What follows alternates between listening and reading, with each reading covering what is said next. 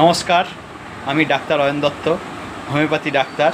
আজ আমি আপনাদের কাছে নিয়ে এসেছি পুড়ে যাওয়া, ছ্যাঁকা লেগে যাওয়া। তো পুড়ে গেলে, ছ্যাঁকা লেগে গেলে আমরা কি হোমিওপ্যাথি ওষুধ ব্যবহার করব, ঘরে রাখবো? ক্যান্থারিস 30 আর ক্যান্থারিস মলম কিনতে পাওয়া যায়। SBL কোম্পানি বা এনি হাও যে কোনো কোম্পানি কিনতে পাওয়া যায়। ক্যান্থারিস 30 সারাদিনে 3 বার নেব। আর ক্যান্থারিস মলমটা যে জায়গায় পুড়ে গিয়েছে বা ছ্যাঁকা লেগে গিয়েছে সেই জায়গায় আমি লাগাতে থাকব। কন্টিনিউ 3 থেকে 4 দিন ব্যবহার করার পর ক্যান্থারিস 30 বন্ধ করে দেবো, কিন্তু ক্যান্থারিস মলমটা লাগিয়ে যাব 6 থেকে 7 দিন।